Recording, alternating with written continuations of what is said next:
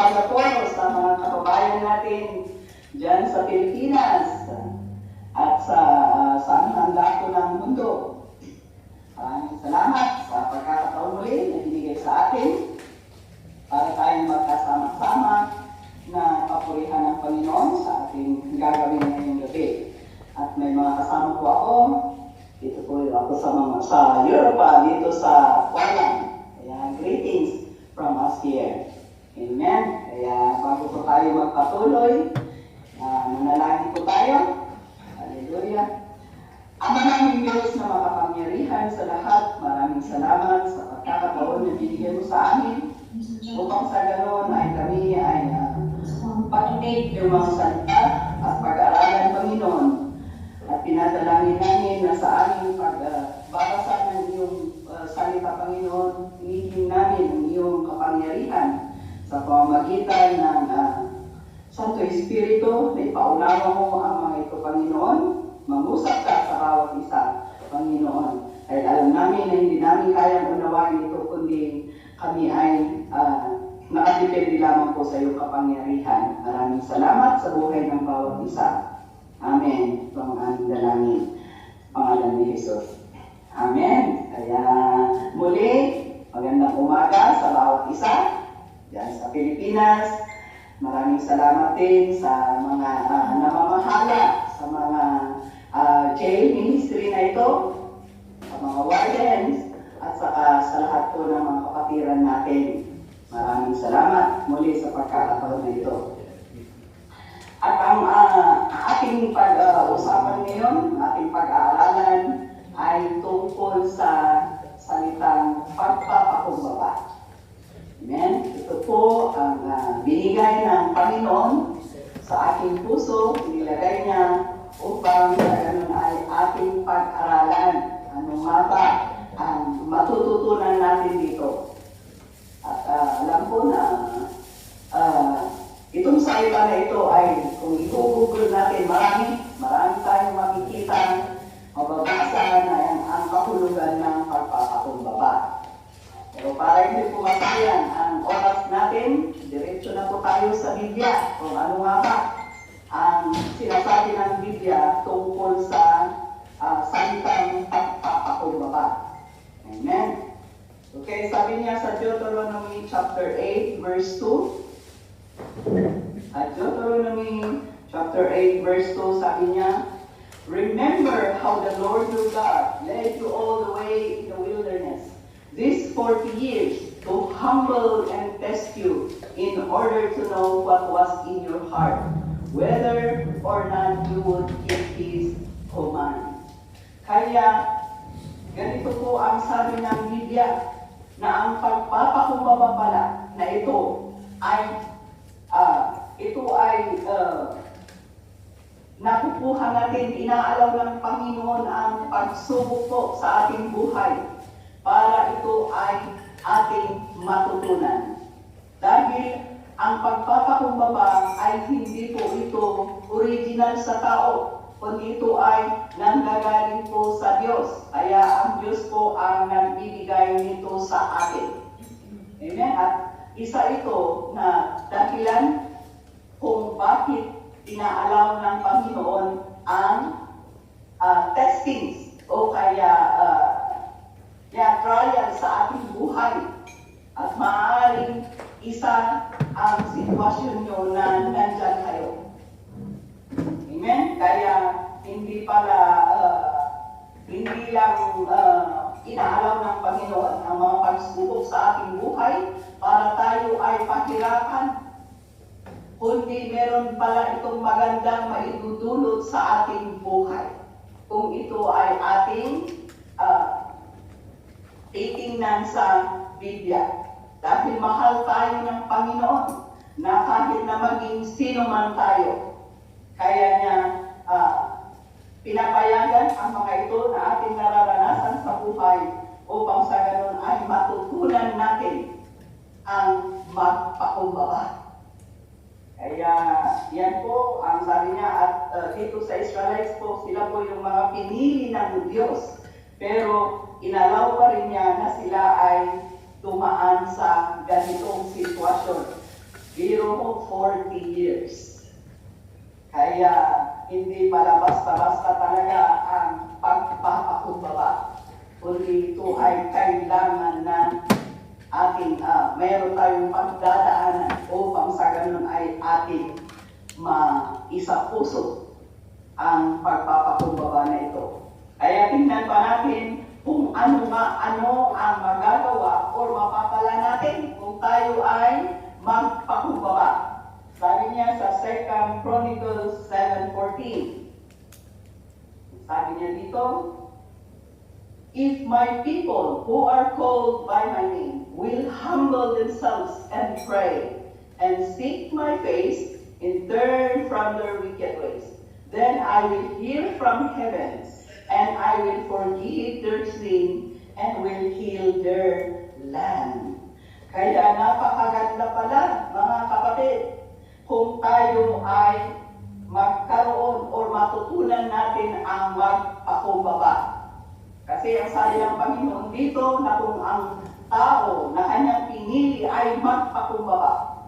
Sabi niya ito, manalangin at magpakumbaba. Sabi niya, ano ang mapapala natin or ano ang matatanggap natin is tayo ay pakikinggan ng Panginoon. Ano man po yung ating mga panalangin. Amen? At alam ko na wala pong exempted dito dahil ako man din ay maraming panalangin pa. Marami pa akong kahilingan sa Panginoon. At alam ko na lahat ng tao ay maraming kahilingan. At ano po ang gagawin natin para tayo ay pakinggan ng Panginoon is magpakumbaba. Amen? Hindi lang po yung ating ano pa sinabi niya dito, is para tayo ay patawarin. Sabi ng Biblia, wala pong isa na perfecto. Lahat po tayo ay makasalanan, na magkasala.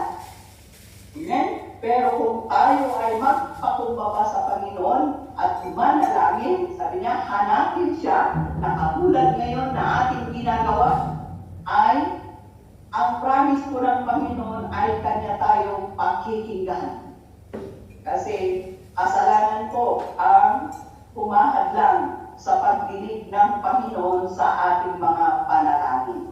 At purihin ang Panginoon dahil kahit na tayo ay makasalanan, kapag tayo ay dumulog sa Kanya, manalangin, lumapit sa Kanya at magpakumbaba, sabi niya dito na tayo ay Kanyang pakikinggan. Amen? Kaya maraming salamat sa salita ng Panginoon. Amen? Dahil kahit na maging sino man tayo, may solusyon pa. Kaya habang may buhay, may pag-asa. Amen. Kaya ito po yung mga dapat para natin malaman. Ano pa ang maitutulog or matatanong natin kung tayo ay magpakumbaba. Sabi niya sa James chapter 4 verse 6. But He gives us more grace. That is why the Scripture says, God opposes the proud, but shows favor to the humble. Oh, na talagang napakabuti ng Panginoon, na talagang gusto niya tayong bigyan ng pabor. Ang gagawin nga lang natin is magpakumbaba. Dahil yan naman ang hinahanap natin, di ba? Ang pabor. Oh, at ito ay hindi nabibili, kundi ito ay natatamo natin kung tayo ay magpakumbaba sa Panginoon. Kaya yan po ang gusto ng Panginoon dahil sabi niya, hindi po siya nalulugod sa mga tao na mapagmataas. Kaya pala laging may mga nararanasan tayo na pag pinagdadaanan, pagsubok, dahil hindi minsan kundi kadalasan, hindi natin namamalayan, nagiging mapagmataas tayo. Kaya galit ang Panginoon doon. Kaya hindi na tayo Hindi natin tatanggap ng pabor. Pero kapag tayo ay magpakumbaba muli, ito ang promise ng Panginoon. Makakatanggap tayo ng pabor na galing sa Diyos. Amen? Ito po yung mga natatamo natin sa kung tayo ay magpakumbaba. Kaya ganyan pala, tinting ang mapapala natin. Okay, sabi din niya sa Luke chapter 14, verse 11. Sabi niya, for all those who exalt themselves will be humbled, and those who humble themselves will be exalted. Kaya makita natin po na talagang ayaw ng Panginoon ang mapagmataas. Kaya gusto niya na tayo ay itinataas. Amen?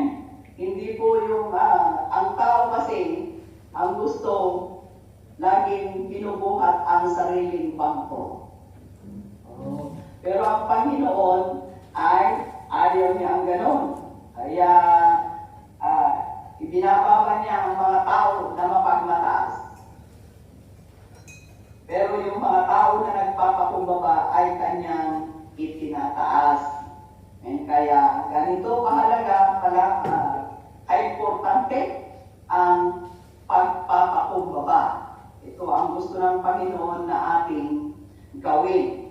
Okay, ano pa ang makukuha natin kung tayo ay magpapakumbaba? Sabi niya sa Proverbs chapter 11 verse 2. When pride comes, then comes disgrace, but with humility comes wisdom. Oh, ito po ang isa na pinaka na dapat natin nasain sa buhay, ang magkaroon ng karunungan. Dahil kapag hindi marunong ang isang tao, ano ang laging nangyayari is laging yung laging hindi maganda ang nangyayari. Amen. Kaya pag tayo ay nagkakamali, ano ang ating naririnig na sinasabi ng mga tao or ang mga kapwa natin? Ay, tama kasi walang alam. Yan ang naririnig natin. Pero kapag tayo ay wisdom, magaling, bihira, hindi tayo masyadong nagkakamali. Ay wala pong perfecto, kapag may pagkakamali pa rin, at least hindi ganun kadalas na tayo ay nagkakamali. Kaya yan ang gusto ng Panginoon na lagi po tayo na may pagpapakumbaba upang sa ganon ang karunungan na kailangan natin sa buhay ay magkaroon tayo. Kaya naalala ko po yung amo ko na lawyer ay talaga naman na meron siyang Biblia. Pero sabi niya noon, bakit hindi raw niya naiintindihan ang Biblia? At naamis siya sa mga tao na nagbabasa ng Biblia dahil kahit na walang pinag-aralan ay naiintindihan nila. Kaya yun po ang nagagawa na mapagpakumbaba dahil binibigyan ng Diyos ng karunungan na kailangan sa buhay. And kaya ayun po na nandyan ay marami pong pag-asa. Gusto pa ng Panginoon na tayo ay bigyan ng karunungan upang sa ganun ay mayayos po ang lahat. Dahil ako man din ay naranasan po ang nanggaling dyan. Kaya kailangan po ang wisdom para mayayos ang lahat. Dahil kahit sa mga hearing po, ano ang sabi ng Panginoon, ay huwag tayong matakot. Sabi niya, dahil ang Panginoon ang magbibigay ng kaalaman o karunungan ng ating sasabihin sa panahon na tayo ay kailangan na magsalita. Kaya ganyan po ka-importante ang karunungan na nagiging bunga ng pagpapakumbaba. Amen? Kaya kahit po sino ang maging makasama natin, kung tayo ay mapagpakumbaba, ay wala pong problema. Dahil karunungan po ang kailangan natin. Kaya yan ang mapapala natin sa itong pagpapakumbaba na salita na ito. At ano ang dapat, paano ba ang magpakumbaba? Maaring sabihin natin na tayo ay magpakumbaba o paano nga ba? Sa Biblia din po natin matutunghayan, makikita kung paano nga ba at sino ang napakagandang ehemplo. Sino ang perfect na tularan natin sa pagpapakumbaba. Sa Philippians chapter 2 verse 3. Ganyan dito. Do nothing out of selfish ambition or vain conceit. Rather, in humility, value others above yourselves. Kaya yan po ang sabi niya, paano nga ba magpakumbaba? Is kailangan na huwag tayong maging makasarili. Dahil ang tao, yan po yung Adamic nature. Laging yung sarili ang laging kailangan na siya una.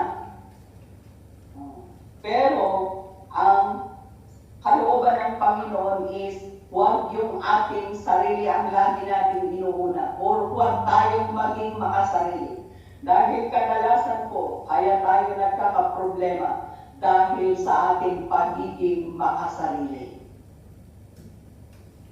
Pero kung hindi tayo maging makasarili, ay hindi po madalas ang problema. Mapagbigay. Kaya yan po ano niya, dapat tayo ay mapagbigay. Kasi yan po ang yung kasabihan ng driving. If you want to live, give. O kaya kahit na right mo, ay huwag kang makipagpilitan dahil kung ipagpipilitan mo ay hindi ka pareho kayo na magmadidisgrasya. Kaya yan po ang dapat hindi tayo makasarili, kundi lagi natin iisipin ang ating kapwa. Okay, ano pa yung matutularan natin? Ano ang dapat natin gawin? Okay, as we continue, basahin ito, verse 4, sabi niya, not looking to your own interest, but each of you to the interest of others. Dapat lagi natin tinitingnan kung ano ang kapakanan ng iba. At sabi pa niya dito sa verse 5 na dapat maging katulad natin si Kristo. Ang perfect example po na kung paano magpakumbaba ay si Hesus Kristo.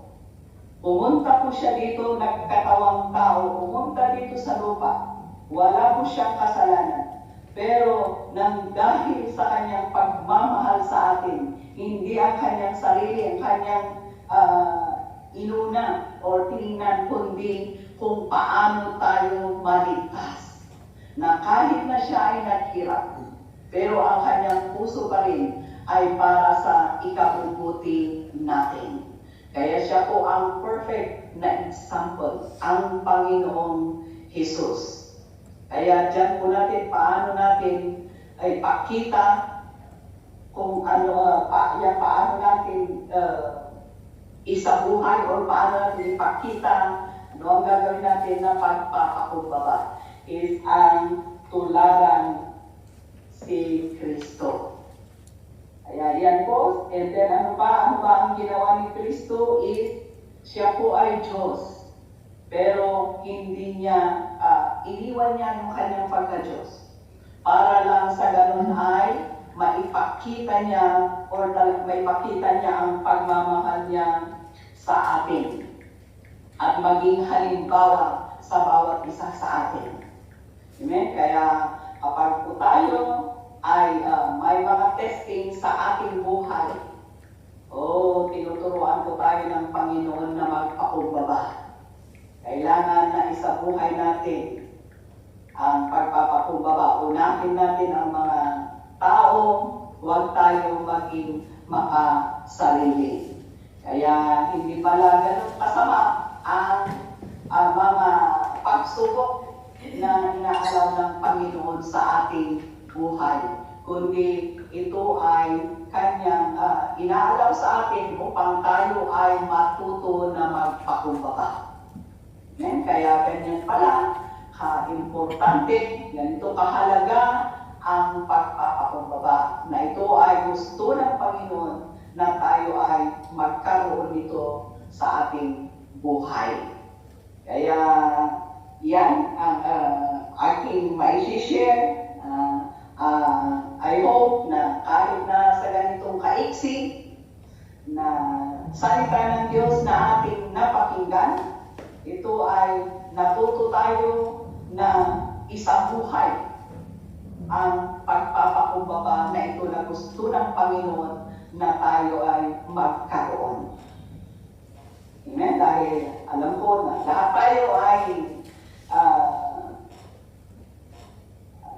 tayo ay gusto natin na maging maayos ang buhay. At tayo gusto natin pakinggan ng Panginoon ang ating panalangin. At ito ang kasagutan, ang pagpapakumbaba. At gusto rin natin na matanggap ang maraming pabor. Gusto natin na tayo ay itaas ng Panginoon. Gusto natin na magkaroon tayo ng kaalaman, ng karunungan. At ito ay matatamo lamang natin kung tayo ay matutong magpakumbaba sa Panginoon na katulad niya, na hanggang sa kamatayan siya ay naging masunurin. Kaya ito po ang aking maibabahagi at tayo ay manalangin. Hallelujah! O Panginoong Diyos na mapagmahal, makapangyarihan, maraming salamat, Panginoon, sa iyong salita na aming napakinggan at nabasa. At dalangin ko na patuloy na ikaw ang siyang magkompleto ng mensahe sa puso ng bawat isa, Panginoon. Maraming salamat. Ito ang aming dalangin sa pangalan ni Jesus. Amen.